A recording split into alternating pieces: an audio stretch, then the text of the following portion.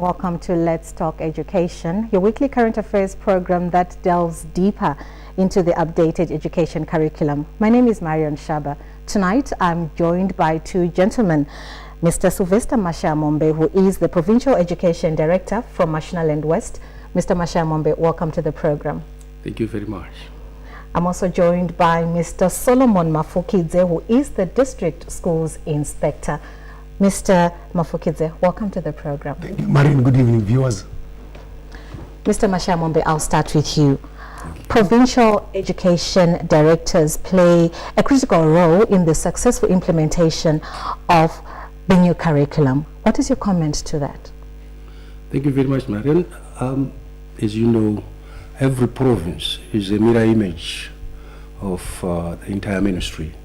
And as head of the province, the PD, or Provincial Education Director, ensures that whatever the new curriculum has to offer is implemented. Among the key areas, of course, is the teacher capacity development program, where the PD ensures that the people are selected appropriately and sent for further education. In addition, locally, we hold workshops for teachers, wherein we capacitate them with the new thrust that the ministry is taking.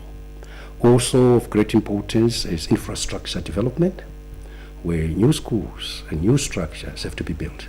And the PD ensures that we implement that together with the partners that may be with us in any province. Then the area of research is a very interesting one, where we encourage teachers to undertake research in a mini fashion at their local stations.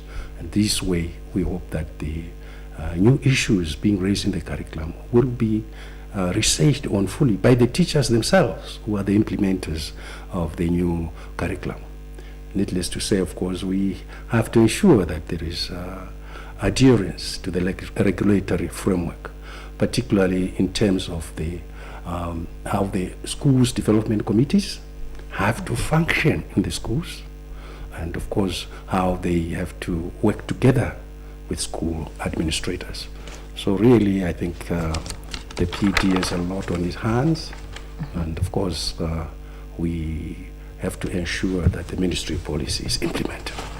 Coming to you, Mr. Mafukidze, as a schools inspector, how is the supervision of personnel in the ministry going on in line with the new curriculum? Thank you very much, Marion. Supervision is mainly for quality control, to maintain standards or improve standards. Are we achieving our goals? Are we achieving set targets? Head office needs feedback from the grassroots. And the updated curriculum itself, like Mr. Mashayamombe has been saying, that we need to supervise infrastructure. Do we have adequate infrastructure in our schools? Do we have ramps? So we move in schools as external supervisor or external inspectors.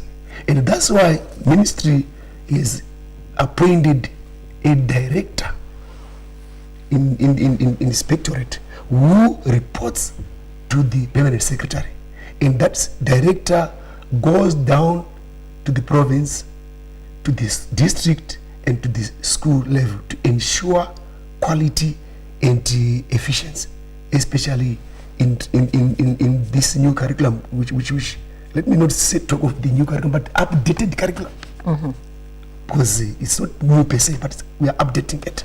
So supervision itself is in two ways. We have external, right? We also have internal supervision, whereby the thrust is on the deputy heads, the heads, the HODs, the TICs. We make sure that we have instruments, TP instruments, which ensure that supervision is an ongoing process. And to tell you the truth, Marion, our pass rates have been improving with each year because of inspection. And when we talk of inspection, we are talking in terms of set targets, standards. Are we performing according to the expected standards? Are we performing according to given circulars? Are we implementing this updated curriculum so that we also give feedback to the system? If there are gaps, we go back to this issue of workshops to make sure that we capacitate our teachers. But this is mainly for efficiency, for quality. Our schools have to have quality education. Just going back to the external and internal supervision that you were alluding to, may you please be more specific when you say external supervision, who are you exactly referring to? When you say internal supervision, who exactly are you referring to? Thank you very much, Marianne. External supervisors are us as district schools inspector. And I talked about the director inspectorate who is based at head office. So once in a while he moves within the province. He also goes down to the districts supervising. And we also have internal supervisors who are heads of schools, deputy heads, HODs, and TICs. Okay. Coming back to you, Mr. Mashayamombe, as a Provincial Education Director, how has the new curriculum been received in schools? Well, it was really a mixed bag, Marin. Initially, there was a bit of misunderstanding because everybody thought the new curriculum or the updated curriculum was being taught at every level. But that was soon corrected because only a selected group of classes started this year. That is ECDA, ECDB, grade 1 and grade 3 at primary level. Those are the only grades doing the new curriculum. At secondary is Form 1, Form 3 and Form 5. So as you can anticipate, those who had thought it's for everybody naturally started telling stories of how the grade 7s were going to meet the requirements of the exam and things like that. However, after the correction in our province, what we did, we held meetings with the teachers' representatives, the heads, NASH, for National Heads Secondary Schools, and NAF. And we explained these things using the sector circular number 2 of this year. And they became clearer. I want to record my gratitude to NASH in particular, who went back to the constituency and then said, look, let's try this out, because that's what we had said. Don't blame things before you try them. So when they came back and gave us feedback, the areas of concern were much reduced. Similarly with NASH, they were a little slower because of their numbers, I think. But they came back and so it said, no, we think now we are clear. And as you know, Marianne, teachers themselves were involved in syllabus development. So those who were involved in syllabus development were a great help in explaining to their colleagues what really was intended and what was stake. But of course, there will be a few who need a little bit of push and also a little bit of persuasion. So we continue to hold workshops with them, and our aim in Marsh West is to go down to the teachers' level. We've done with heads, we've done with inspectors, and we are going to the heads, because we found out that in the past inspectors were often left out. Indeed, they were supposed to go and inspect the teachers teach. So we took a deliberate step to engage our inspectors so that they are also at par with the teachers who are implementing the curriculum. So we think now there's a greater understanding of what the new curriculum entails. Mr. Mafukidze, some of the critical areas in the updated curriculum are teacher professional standards and the legal and regulatory framework. Give us more detail on these. Thank you very much, Marianne. We have 5 pillars in this updated curriculum, of which teacher professional standards and the regulatory framework are 2 of such. We need professionalize the teaching profession. Go to South Africa, they have SACA. Go to Zambia, they have professionalized. We have our lawyers, they've got an association. We have nurses, they've got an association. So us as teachers, we also need to professionalize so that we are protected, our interests are also protected, and we offer high standards. And we are saying we need to have minimal academic, minimal professional qualifications, so that we say that this one belongs, this one is going to register. So take for example one of these African countries whereby 10,000 teachers were found to be holders of fake qualifications. So the Teaching Professional Council itself is going to protect such. And even our PSC will have a pool to recruit teachers, because we would have a platform whereby we have teachers coming in, and we are also going to colleges whereby teachers after graduating, they join the council. But this is for mainly standards. I was talking about standards, right? We want to uplift our standards. We don't want to have people who are not supposed to be teachers teaching our kids. On that note, we take a short break. You're watching Let's Talk Education. Join us after. Stay with us.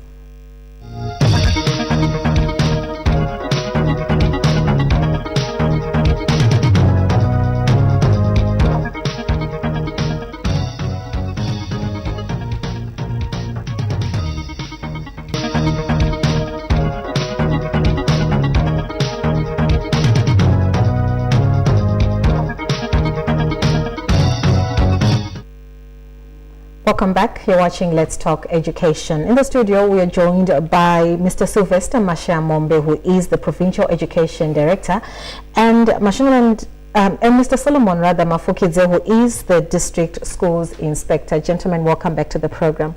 Thank you. Before we took the break, Mr. Mafukidze, we're talking about the critical areas in the new curriculum, which include teachers' professional standards and the legal and regulatory framework. I understand you're now on the legal regulatory framework. Thank you very much, Yes. Marian. The legal and regulatory framework is the first pillar. Mind you, we had our constitution in 2013. And if you look at our Education Act, was last updated in 2006. So there is a need to realign what is in the Education Act and the Constitution, so that they speak to each other.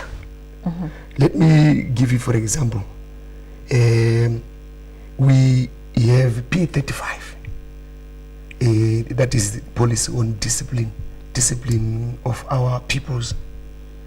The P35 itself talks of, allows corporal punishment, but if you go to our constitutions, it is against corporal punishment. So we need to visit those statutes so that they are aligned to the new constitution. We also have the P54 on tours. It also needs to be revisited. We also have statutory instrument 1 of 2000 as amended, and it was done in 2000. So we need to revisit it, because it has the do's and don'ts for us as civil servants. So we need to revisit it so as to move in line with the Constitution. We also have the Public Finance Management Act. It also has to be revisited. That's why we are talking in terms of putting our funds into SSF. After putting all the funds, be it tuition fees, be it SDC levies in the SSF fund, we also need to come out policies and laws to regulate that. So that there is need to look at our Constitution, to look at the Education Act, and then revisit them. And the ministry is working flat out to make sure that we make a lot of amendments. But mind you, Marian, this need a lot of research. This need a lot of time.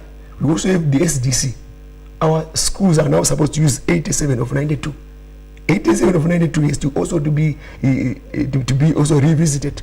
We used to have SDA run schools, but now we now have SDC run schools, and this is in line with the Education Act, whereby all schools in Zimbabwe should follow 87 of 92 and put their funds into the SSF.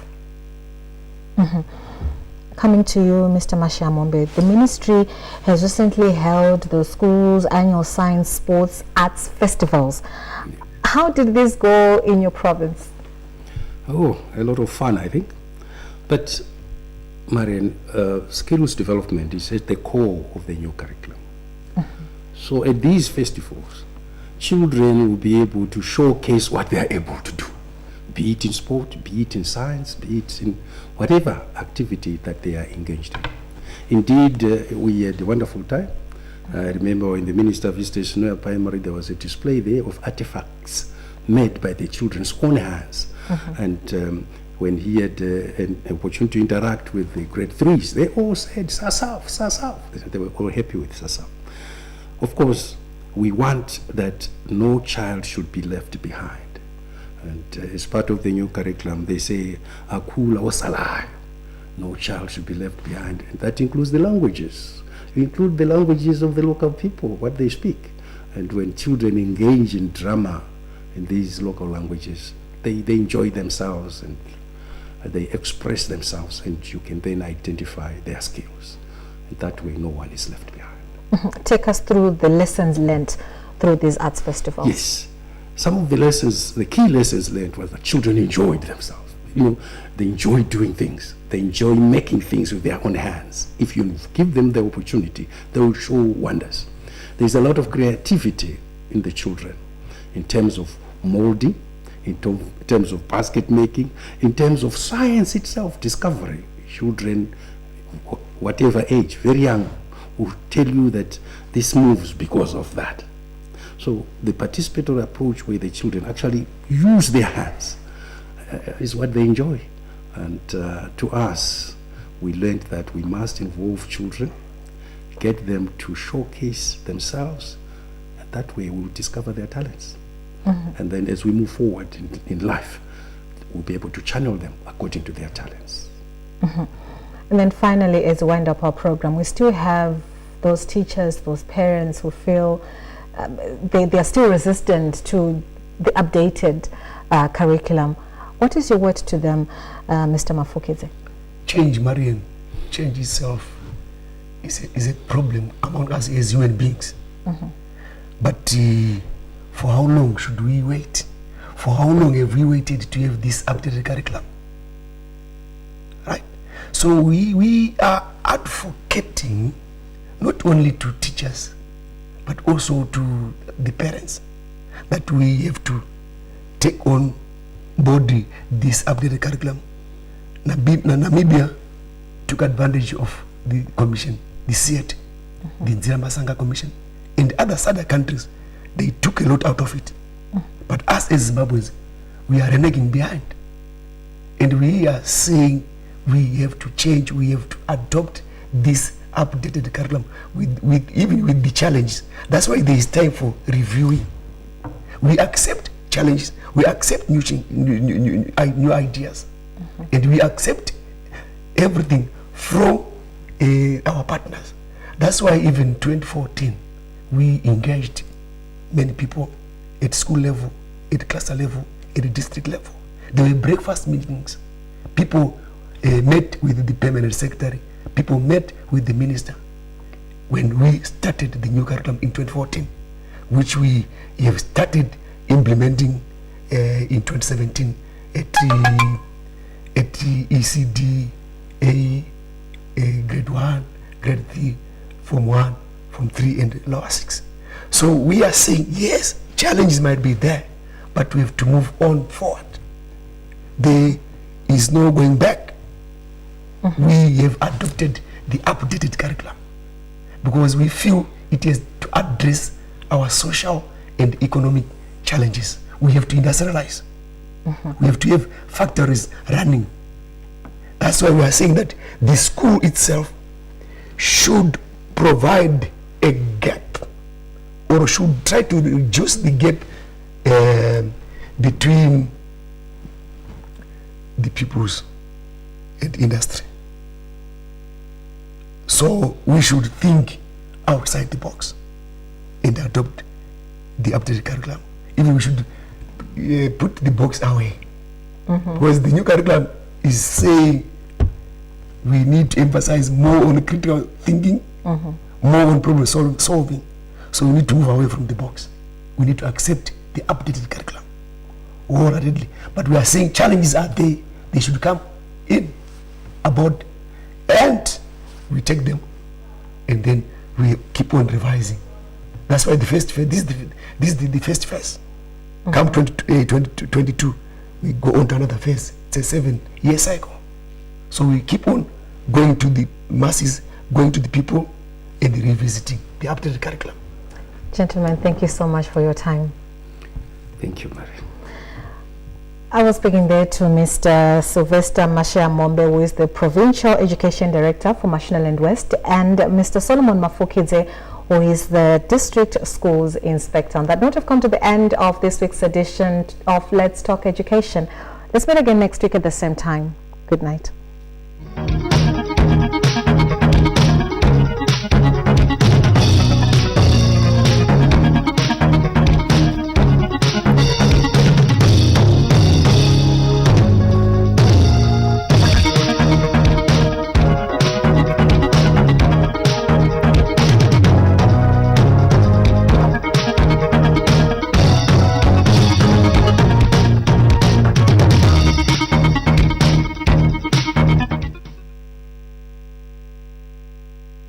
Articulate, do you have what it takes to be the face of TV in Zimbabwe and beyond?